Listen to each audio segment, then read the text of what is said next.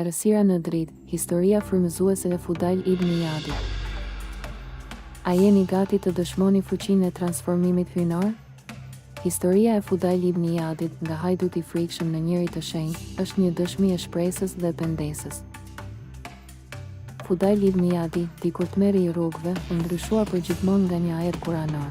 A nuk është ende koha për ata që besojnë, që zemrat e tyre të përulen për përkujtimin e Allahut?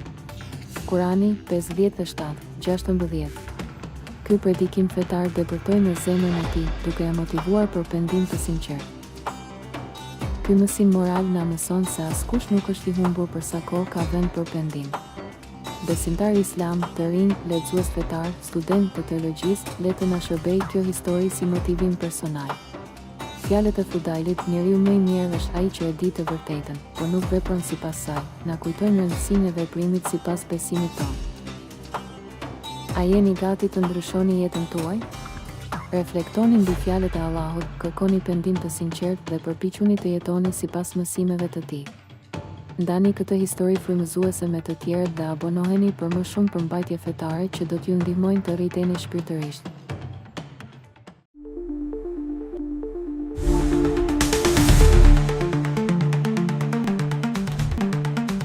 Historia e gruas që nuk e ngriti zërin.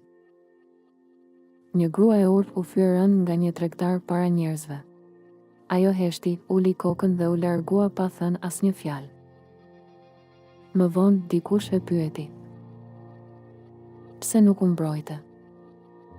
Ajo u përgjigj: "Sepse më intereson më shumë çfarë thot Allahu për mua, jo njerëzit."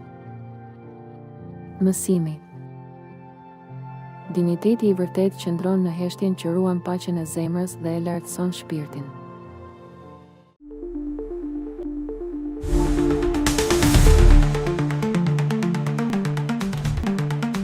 Historia e Hakim ibn Hizam, drita e bamirësisë në çdo kohë. A e dini se si një zemër bujare mund të ndriçojë edhe errësirën e ignorancës? Historia e Hakim ibn Hizam është një dëshmi e kësaj. Hakim ibn Hizam, një tregtar i njohur në Mekë, ishte i njohur për bujarinë e tij. Edhe para se të pranonte Islamin, ai ndihmonte të varfërit, duke dhënë edhe kur nuk kishte. Kjo ligjërat historike na frymëzon të rinj dhe bamirësit musliman. Pas pranimit të Islamit, përulësia e tij u rrit. Ai pyeste veten nëse bamirësitë e tij të mëparshme do të vlenin. Profeti, paqja qoftë mbi të, e siguroi se Allahu i kishte pranuar ato. Kjo na mëson se bamirësia e sinqertë është vlerë e përjetshme. Hakimi vazhdoi të jepte deri në fund të jetës, duke shijuar dy fishën e pasurisë, të kamurit dhe të dhurimit. Kjo histori, e përshtatshme për artikuj, podcaste dhe video edukative, na motivon të jemi bujar dhe të sinqert në bamirësinë tonë. Bëhuni pjesë e kësaj trashëgimie të bamirësisë. Ndani këtë histori me të tjerët, mbështetni organizatat bamirëse dhe frymëzohuni nga shembulli i Hakim ibn Hizam për të dhënë me zemër të pastër.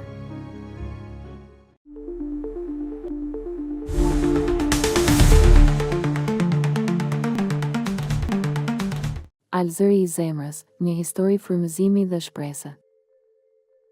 Hasan el Basriu, një shpirt i ndriçuar, dëgjoi një zëlutje që thyente natën. Një grua, e zhytur në dashuri hyjnore, shprehte mallin e saj për Zotin. "O Zot, zemra ime digjet për ty." I prekur thellë, Hasan el Basriu e ndihmoi atë grua në heshtje, duke i ofruar ushqim për trupin dhe shpirtin. Ai kuptoi se lidhja e saj me Zotin ishte thesar i çmuar. Kur gruaja ndëroi jetë, Hasan el Basriu u pikëllua.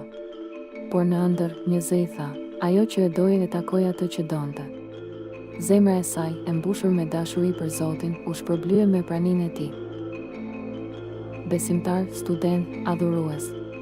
Kjo histori na mëson se lutjet e sinqerta, dashuria e fshehtë për Zotin, janë më të vlefshme se çdo gjë tjetër. Kultivojeni lidhjen tuaj me hyjnoren, sepse ai e dëgjon zërin e zemrës suaj.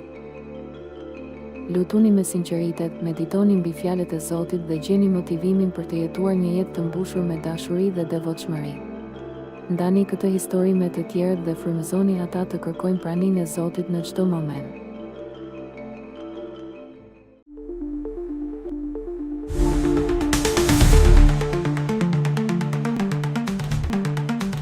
Hatim El Asam, besimi i pastër, mrekullia e sigurt. A e dini se si besimi i palkundur mund të ndryshojë fatin tuaj? Historia e Hatim El Asam na mëson pikërisht këtë. Hatim El Asam, një njeri i devotshëm, vendosi të shkojë për haxh, duke u mbështetur vetëm tek Allahu. Vajza e tij e vogël, me zemër të pastër, i tha: "Babi, shko. Allahu do të kujdeset për ne." Kur familja mbeti pa ushqim, vajza e vogël i qortoi vëllezërit: "Allahu na ushqen, jo Hatimi. Allahu, në mëshirën e tij, dërgoi një tregtar të pasur për t'i ndihmuar." Besimi i vërtet në Allahun sjell mrekulli dhe preje. Familjet, edukatorët, le të mësojmë nga kjo histori se si besimi i pastër, si ai një fëmijë, mund të na udhëheqë në çdo sfidë. Le të forcojmë besimin ton dhe të mbështetemi tek Allahu në çdo hap. Le të ndajmë këtë histori me të tjerët, duke frymëzuar besim dhe shpresë.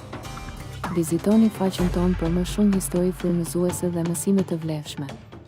Le të jemi të bashkuar në rrugën e besimit dhe devotshmërisë.